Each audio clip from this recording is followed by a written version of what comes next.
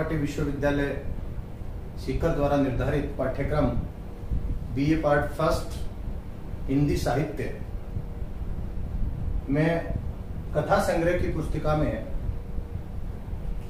चंद्रधर शर्मा गुलेरी की उसने कहा था कहानी है। उसने कहा था एक ऐसी कहानी है जो पूरे विश्व पटल में बड़ी रुचि के साथ पढ़ी जाती है। 1915 में जब इस कहानी का प्रकाशन हुआ तो चारों तरफ इस कहानी ने धूम मचाई थी और हिंदी में ये माना जाता है कि ये पहली वो कहानी है जिसको सर्वोत्तम कहा गया।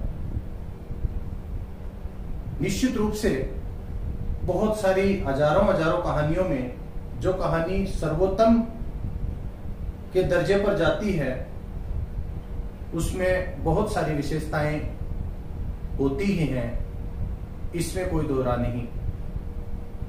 कहानी के विभिन्न तत्व होते हैं जो सभी कहानियों में प्राय पाए जाते हैं, लेकिन अच्छी कहानी वही होती है जिसमें एक एक कहानी का तत्व जिस रूप में अपेक्षा की जाती है कथाकार उस तत्व को बखूबी अपनी कथा में शामिल करता है, प्रतिफलित करता है, तो कहानी सफलता के शीर्ष को छूती है।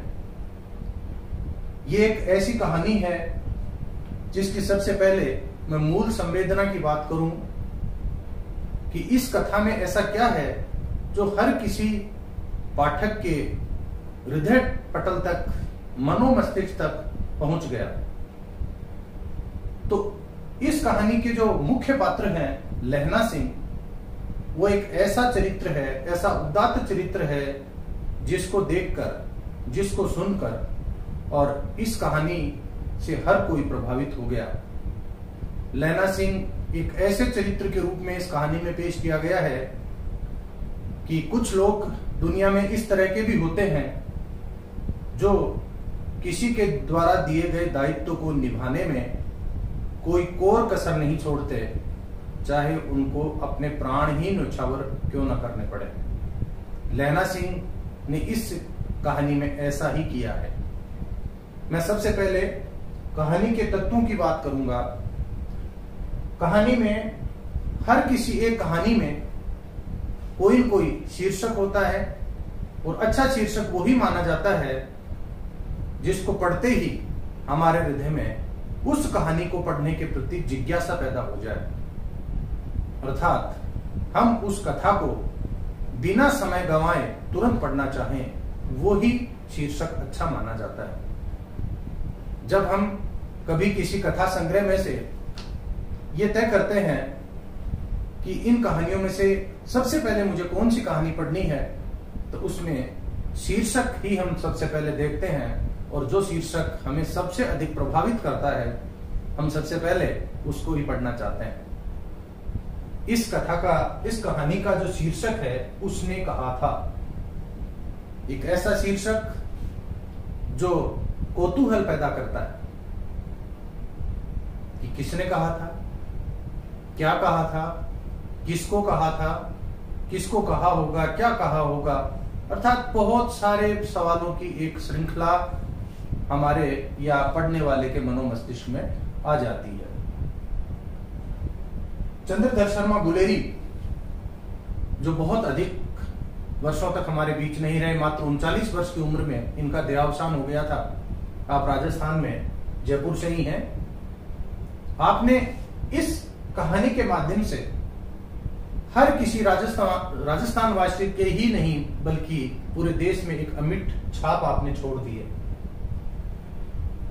कहानी जो जो अपने विस्तार की तरफ जाती है, अंत तक ये बात समझ में नहीं आती कि कहानी का ये जो शीर्षक है उसने कहा था वो क्यों रखा गया।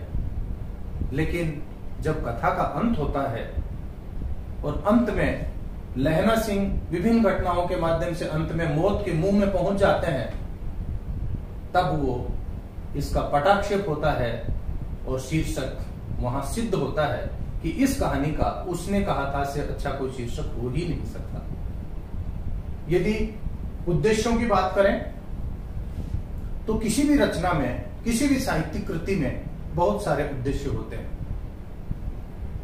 ये एक ऐसी चरित्र प्रधान कहानी है जिसमें चरित्र चित्रण करना तो उद्देश्य है ही, ऐसा चरित्र हमारे सामने पेश करना जिससे हर कोई सबक ले सके, हर कोई सीख सके, हर कोई जान सके कि इस तरह का भी कोई व्यक्ति हो सकता है जो किसी के एक कहने मात्र से अपने प्राण ही न्यौछावर कर दे। इसके अलावा इस कहानी में बहुत सारे उद्देश्य हैं। जैसे यदि हमने यदि वर्दी पहनी है, यानी देश के लिए मरने जीने की एक बार सौगंध खाली है, तो हम कहीं पर भी बिना डरे, बिना झिझके उस शपथ को पूरा करने तक हम आगे बढ़ते जाएं, चाहे कितने ही संकटों का सामना क्यों ना करना पड़े। लैला सिंह जिस तरह से फौज में भर्ती होकर और अपनी कर्तव्य परायणता का परिचय देते हैं, वो एक इसमें अनूठी मिसाल। उनकी दूरदृष्टि, बुद्धि चातुर्य, उनका शौर्य देखने लायक है। इसके अलावा ये एक प्रेम कथा है। इस प्रेम कथा पर आधारित फिल्म भी बनी है। तो इस प्रेम कहानी में प्रेम शौर्य के साथ साथ प्रेम भी दिखाई देता है और अंत में लैला सिंह देश की मिट्टी के काम आते हैं, अर्थात उनका जो बलिदान है वो हर किसी के मनोमस्तिष्क पर अमिट छाप छोड़ देता है। इस प्रकार प्रेम, शौर्य और बलिदान, इन तीनों को मिलाकर और बहुत ही सुंदर ये उद्देश्यपूर्ण रचना है। कथानक की बात करते हैं। उसने तक कहा था कहानी का जो कथानक है, कथावस्तु है, वो कुल 5 भागों में बांटी गई है। ये भी अपने आप में एक विचित्रता ही है, क्योंकि कहानी और उपन्यास में अंतर यही होता है, कहानी एक साथ ही पूरी की जाती है। लगभग हर एक कहानी में एक ही कथानक होता है जो निरंतर चलता है। खंडों में विभाजन कथा का बहुत कम देखा गया है। लेकिन उसने कहा था एक ऐसी कहानी है जिसके अंदर उपन्यास की तरह 5 भागों में कथा को बांटकर दिखाया गया है। कथा की शुरुआत अमृतसर शहर के विभिन्न दृश्यों के द्वारा होती है, जिसमें इक्के गाड़ी वाले पतली पतली सकरी गलियों से किस तरह से आगे बढ़ते हैं। और शुरू में ये परिचय दिया गया है, कथाकार ये कह रहे हैं कि बहुत सारे ऐसे शहर हैं जहां पर इक्के गाड़ी हाँकने वाले या इस तरह के जो लोग होते हैं, वो अक्सर भीड़ भाड़ में जब उनको जगह नहीं मिलती, साइड नहीं दी जाती है, तो गाली गलौज करते हैं। लेकिन अमृतसर का तो क्या कहना, वहां पर बहुत ही अदब से सामने आने वाले व्यक्तियों को मान सम्मान के साथ हटाया जाता है। बहुत ही सुंदर संवाद शुरू में इसमें आए हैं, जिनको देखकर और हम उस कथा में तुरंत आगे बढ़ना चाहेंगे। अमृतसर के विभिन्न दृश्यों को इसमें दिखाते हुए, एक रोचकता प्रदान करते हुए जब कथा आगे बढ़ती है, तो एक दृश्य में कहानी का जो मुख्य पात्र है लैला सिंह, वो एक छोटे बच्चे के रूप में, यानी 12 वर्ष के एक बच्चे के रूप में वहां पर आता है और एक लड़की के साथ वो बातचीत करता है। 12 और 10-12 साल के बच्चे, यानी लड़के लड़की किस तरह से आपस में बात करते हैं कि आप कहाँ रहती हो, आप कहाँ की रहने वाली हो, तो आपस में एक दूसरे के जो सवाल जवाब हैं वो बहुत रोचक हैं, बहुत भावपूर्ण हैं, बहुत प्रभावी हैं। छोटे छोटे संवादों के साथ कहानी आगे बढ़ती है। इसी संवाद के साथ बात यहां तक पहुंच जाती है और बच्चा, जो आगे चलकर इस कहानी का मुख्य पात्र लैला सिंह, वो उस लड़की से पूछ लेता है कि तेरी कुड़माई, अर्थात पंजाबी में सगाई, हिंदी में जिसको सगाई कहते हैं, कि तेरी कुड़माई हो गई। तो लड़की शर्माकर धत्त जवाब देते हुए वहां से भाग जाती है। तू कहाँ रहती है? माझे में। तू कहाँ रहता है? मगरे में। इस तरह से एक दूसरे का सामान्य परिचय और उसके बाद में सगाई का प्रश्न करने पर धत्त कहकर और लड़की का भाग जाना। उसके बाद में बार बार में उन लड़के लड़कियों का मिलना, कभी सब्जी वाले के यहाँ, कभी दूध वाले के यहाँ, और वापस उस लड़के के द्वारा वही कहना कि क्या तेरी कुड़माई हो गई, तो लड़की उसी अंदाज में धत कहती हुई वहां से भाग जाना, यही इन दोनों का एक संबंध रहा। और कहीं कहीं एक दूसरे के हृदय में, खासकर लैला सिंह के हृदय में उस लड़की के प्रति जगह बनी। एक दिन उसी अंदाज में लैला सिंह उसे पूछता है, लड़की से पूछता है, जैसा वो हमेशा पूछता है कि तेरी कुड़माई हो गई। तो लड़की तपाक से, अप्रत्याशित रूप से, लैला सिंह को उम्मीद नहीं थी कि इस तरह का जवाब आएगा, क्योंकि हमेशा वही धत कहकर भग जाती है। उसने तुरंत कहा, हाँ हो गई। देख नहीं रहे ये रेशम वाला शालू, अर्थात मैंने रेशम का जो शाल ओढ़ रखा है वो दिखाई नहीं दे रहा, ये लड़के वालों की तरफ से ही दिया गया है। अब उस लड़के के हृदय में न जाने एक किस तरह की ठेस पहुंची। और कहानीकार ने बहुत ही सुंदर वर्णन किया है कि जब वो वापस घर लौटता है तो रास्ते में उसकी जितनी भी क्रियाएं हैं, जिनका अलग अलग वर्णन है, कि वो रास्ते में कई लोगों से टकराता है, कई लोगों का सामान गिरा देता है, और बहुत ही हताश उदास भाव से घर पहुंचता है। इसके बाद पहला जिसका जो भाग है कथा का, वो खत्म हो जाता है। आगे के जो चारों भाग हैं, उन दोनों के, पहला भाग और आगे के जो भाग हैं यानी दूसरा भाग, इन दोनों के बीच में एक लंबा अंतराल दिखाया गया है, कालांतर है, और वो कालांतर 25 वर्ष का है। यानी वो लड़का जो मात्र 12 साल का था, वो 37 साल का हो चुका है। अब वो सैनिक के रूप में है। ये कहानी जब लिखी गई 1915 में, तब हम सब जानते हैं कि हमारा देश ब्रिटेन के अधीन था। विश्व युद्ध की बात है कि भारत की सेना को विश्व युद्ध में ब्रिटेन सेना का साथ देने के लिए जाना था। लैला सिंह वहां एक सैनिक के रूप में जाता है। लैला सिंह के साथ और बहुत सारे सैनिक होते हैं। यही वो लैला सिंह जो बचपन की एक छोटी लड़की थी, वो यहां पर एक सूबेदार की पत्नी होती है। अर्थात जिस यूनिट में लैला सिंह है, उसी यूनिट में उस लड़की के पति, जो अब फौज की एक रैंक है सूबेदार, वो सूबेदार हो गए हैं। और कहानीकार ने उस लड़की को सूबेदारनी कहा है, और उसका नाम है होरा, सूबेदारनी होरा। तो सूबेदार लैला सिंह की ही यूनिट में है, और बोधा सिंह जो उसका बेटा है, उस लड़की का, वो भी उसकी यूनिट में है। यानी पति और बेटे दोनों लैला सिंह के साथ हैं।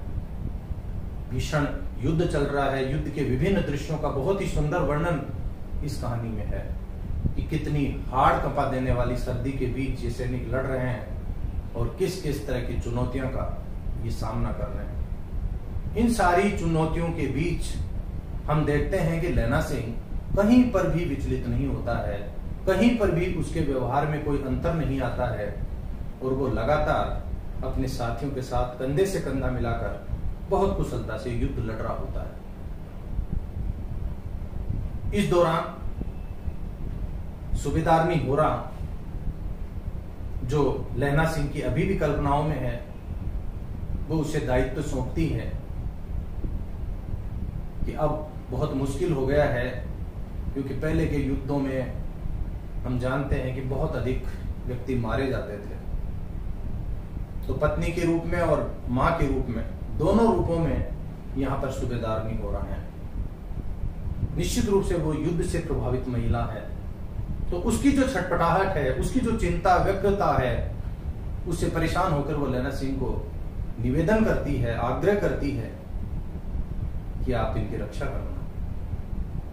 उसके बाद विभिन्न दृश्यों के द्वारा कथा आगे बढ़ती है, और युद्ध के दौरान ही जर्मन एक लेफ्टिनेंट, नकली लेफ्टिनेंट बनकर आता है, और आकर जो सेना का जो चक्रव्यूह था, सेना की जो इस रणनीति थी, उस रणनीति के ठीक खिलाफ भारतीय लेफ्टिनेंट बनकर, नकली लेफ्टिनेंट बनकर, और उनको एक तरह से दिग्भ्रमित करता है, मिसगाइड करता है।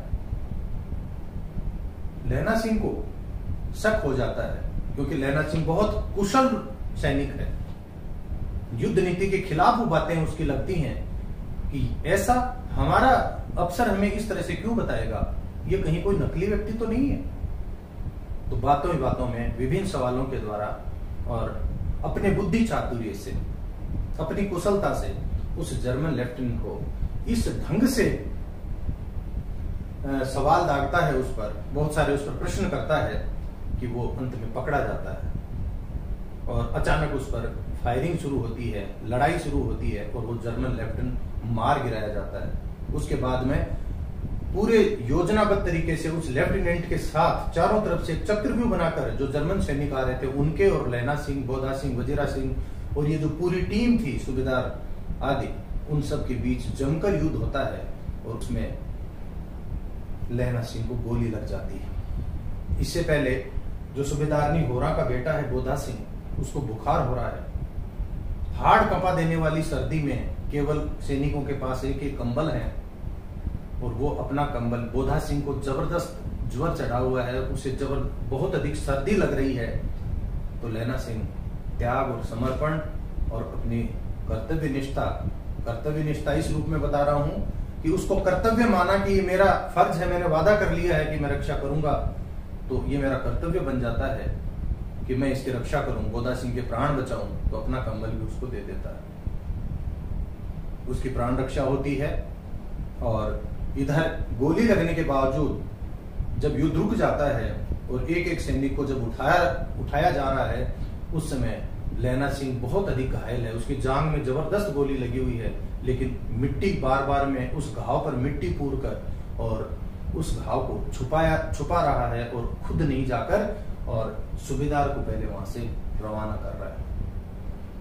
इस प्रकार बहुत अधिक घायल होकर और बाप और बेटे दोनों की रक्षा करने में वो कामयाब होता है और अंत में हम देखते हैं कि भाई कीरत सिंह की गोद में और किस तरह से पुरानी यादों को वो ताजा कर रहा है लहना सिंह। और यहाँ पर आते आते बहुत अधिक वो स्मृतियां तेज चलने लग जाती हैं, क्योंकि लहना सिंह इसमें मृत्यु के निकट है।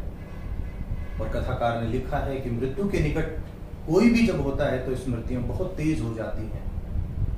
पूरे जीवन के जो विभिन्न दृश्य हैं, विभिन्न घटनाएं हैं, वो फिल्म की तरह चलने लग जाते हैं। यहाँ पर हर कोई पाठक लहना सिंह को इस रूप में देखकर दुखी होता है, आहत होता है, लेकिन लहना सिंह अपने वादे के अनुसार जो सूबेदारनी ने उसे कहा था उसे निभाता है और अंत में भाई कीरत सिंह को और वजीरा सिंह से बार बार पानी मांगकर और ये संदेश देता है कि अब आप सूबेदारनी होरा को कह देना कि उसने जो कहा था वो मैंने कर दिया है।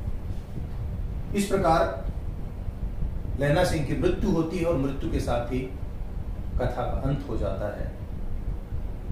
बहुत ही सुंदर इसके अंदर कथानक है, छोटे छोटे संवाद हैं और संवादों के सहारे कथा अपने आप आगे बढ़ती जाती है। वर्णन की आवश्यकता ही नहीं, बहुत अधिक वर्णन करने की जरूरत ही नहीं, संवादों के सहारे, छोटे छोटे संवादों के सहारे कथानक इस ढंग से आगे बढ़ता है कि कहीं पर भी रोचकता खत्म ही नहीं होती, कथा बहुत अधिक रोचक प्रतीत होती है। देश काल और वातावरण बिल्कुल स्पष्ट है कि दो जगहों का यहाँ पर वर्णन है। पहला स्थान अमृतसर का बाजार और दूसरा स्थान फ्रांस की वो जमीन जहां पर जर्मन सैनिकों के साथ जबरदस्त युद्ध चल रहा है। वातावरण, एक वातावरण का वर्णन शुरू में आ गया, अमृतसर के बाजार का वर्णन, और दूसरा वातावरण वहां पर युद्ध का वातावरण, यानी चार जो दृश्य हैं, अंतिम जो चार दृश्य हैं उसमें युद्ध का ही वातावरण दिखाया गया है और पहले दृश्य में अमृतसर की भीड़ भाड़ का वर्णन किया गया है। पात्रों की यदि हम बात करें तो लहना सिंह इस कथा के सबसे मुख्य पात्र हैं और अन्य पात्रों में सूबेदारनी गोरा जो शुरू में एक बच्ची के रूप में आती है, उसका बेटा बोधा सिंह, वजीरा सिंह, कीरत सिंह ये सैनिक के रूप में होते हैं और एक जर्मन लेफ्टिनेंट जिसके साथ अंत में बड़े रोचक संवाद चलते हैं, उससे तरह तरह के प्रश्न पूछकर और किस तरह से उसकी परीक्षा ली जाती है और वो किस तरह से मूर्खतापूर्ण जवाब देता है और बड़ी दूरदर्शिता के सारे बहुत बड़े संकट से लहना सिंह अपने साथियों को बचा लेता है। इस प्रकार ये जो प्रेम कथा है अपने आप में एक अद्भुत प्रेम कहानी है, बहुत ही प्रभावशाली ये कथा है। और आज तक 1915 में रचना होने के बाद आज तक भी ये कथा जो है कभी भी पुरानी प्रतीत नहीं होती, उतनी जीवंत लगती है। हर कोई इसको बड़ी रुचि के साथ, बड़े जोश खरोश के साथ पढ़ता है और इससे प्रेरित होता है। कथा का जो मुख्य चरित्र है लहना सिंह, पूरी कथा उसी पर आधारित है। उसका चरित्र चित्रण यहाँ पर कहानीकार ने बहुत सुंदर तरीके से किया है। Thank you.